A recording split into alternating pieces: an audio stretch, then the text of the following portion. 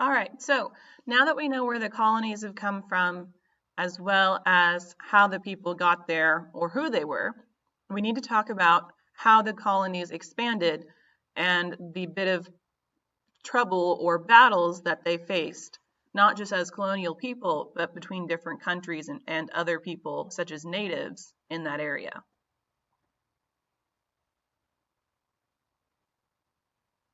So first of all, you have to look to the tension that happened between France and Britain. These two countries were the main people who explored the areas of North America at the time, whereas Spain would be down towards Central America. The big place that was really kind of an area of battle, especially when the colonies tried to expand, was the Ohio River Valley. Britain wanted this land for the rich resources around it, whether it be for farming or mining or anything else. They claimed it because of the growing colonies that they wanted to help expand.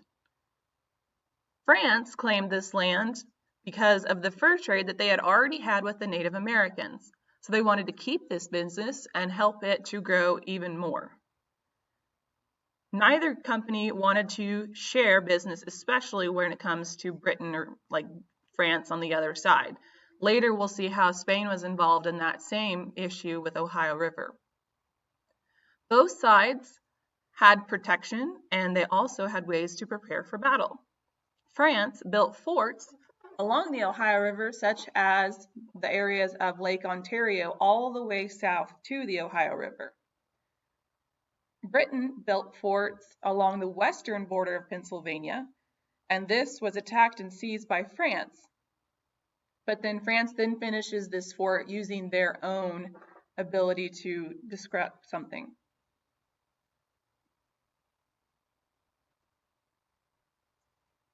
When you look to the map here, you can kind of see what happened. First of all, everything that's in purple is British territory and things that they owned. If it's bright orange, it was owned by the French. Green is Spain.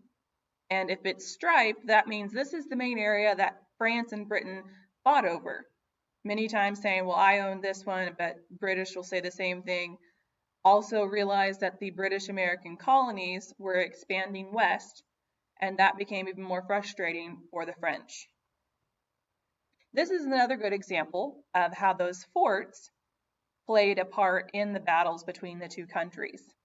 This is the area of the 13 colonies.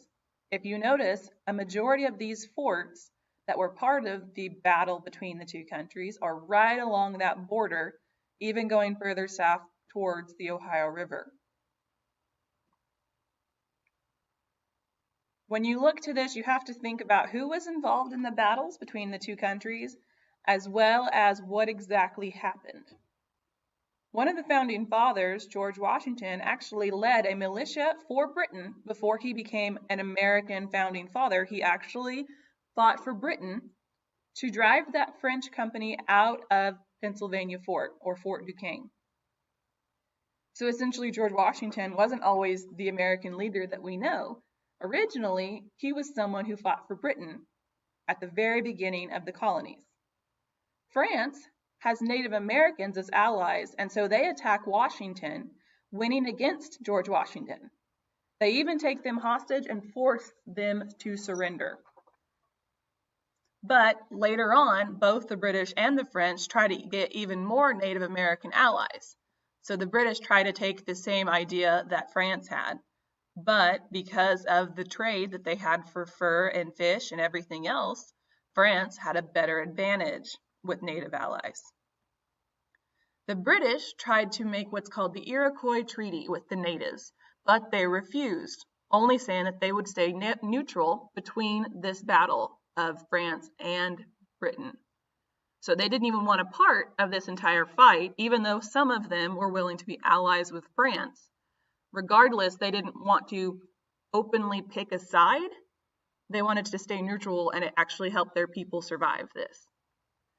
In the end, between Britain and France, this is where we see the French and Indian War start, because they couldn't agree on any sort of peace.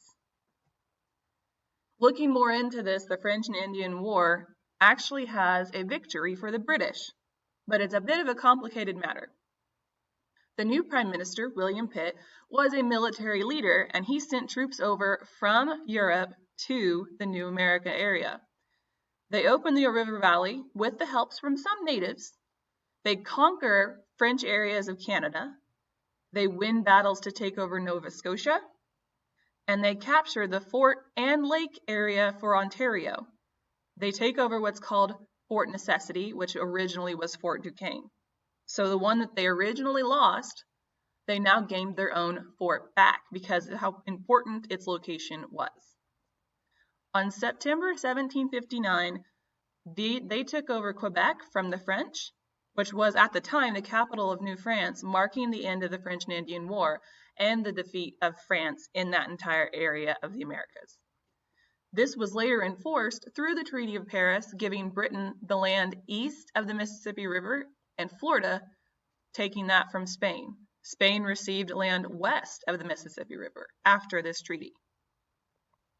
When you look at these two maps, you can kind of see what I'm talking about. Everything that is on the left shows you what France claimed, the British claimed, and Spain, as well as the things that are striped, showing how there's a bit of an argument between who owns what. In the red lines, you can see how the British go through and take over quite a bit of area from France. Now the map on the right shows you the post-boundaries expansion. Now, instead of being multiple colors, everything in purple belongs to the British. The things that are in orange at the very bottom right corner is what France owns, and then if it's green, that's what the Spanish owns. Now, looking at those victories, you can see that some of them do have a downside. In the end, even though Britain won, it made a very negative image and relationship with the natives. King George at the time was able to enforce the Proclamation of 1763, which means that colonists were not allowed to move past the Appalachian Mountains despite Britain owning that land. He was trying to kind of butter up the natives a little bit. But it also allowed George to control Native Americans and colonists through troops and treaties. So while the colonists couldn't expand west, he said, no, the natives can't come east. They have to follow that line right by the Appalachian Mountains. This costs quite a bit of money because it means that there's war with France that they've had to pay for, making severe debt. And King George decided to tax the colonists and tighten trade rules to gain even more money to help replace this. The first way of taxing these people was through the Sugar Act, something that's very famous to this day. They lowered the tax on selling molasses that the colonists imported, but they also had officers seize goods from the accused smugglers without going to court. Colonists saw this as a wrongdoing. They believed that they had the right to a fair trial, but the true government was across the sea. They also thought, the colonists had the idea that they had the right to be secure in their own homes. Officers shouldn't be able to barge into their home looking for this, even if they were smuggling sugar.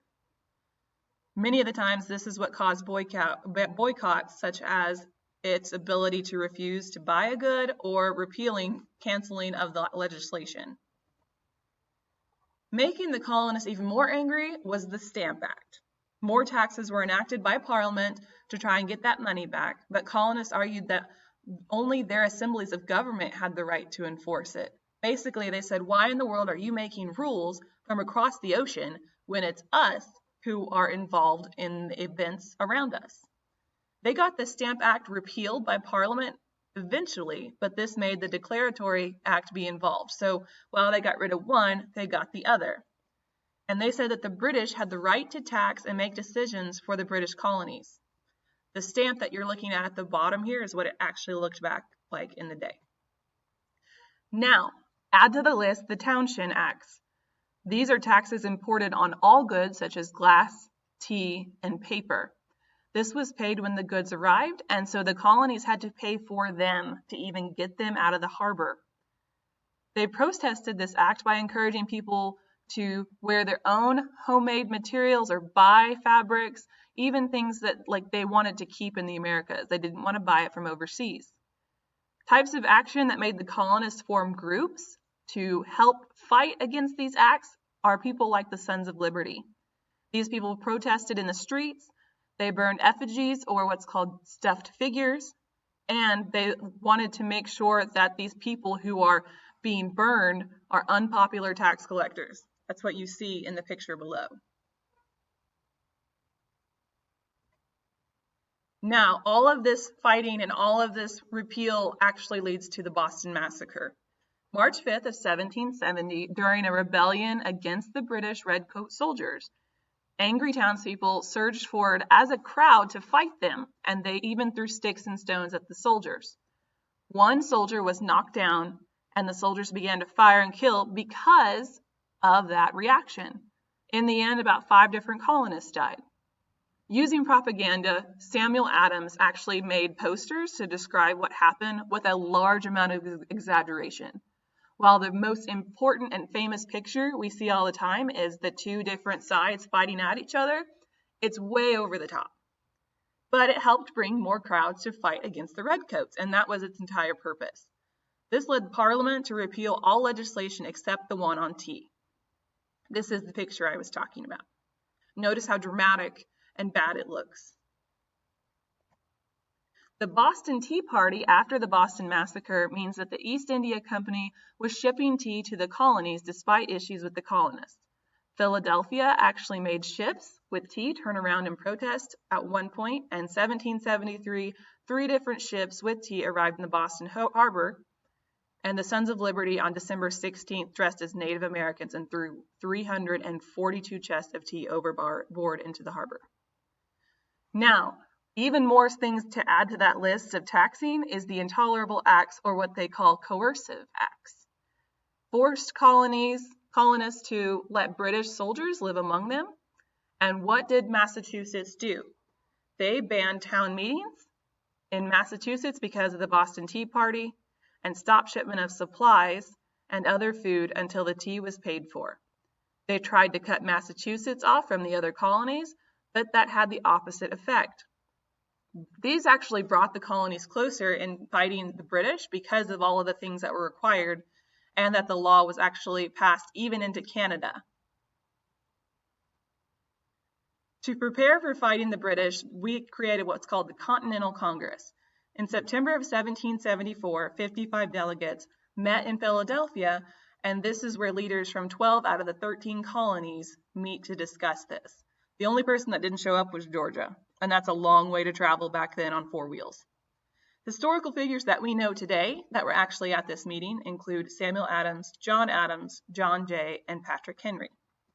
They voted to repeal the 13 acts of Parliament that we've talked about stacking up and going against the colonists, and they wanted to boycott British trade. They told the country's residents to arm themselves against the British and that they wanted to organize militias.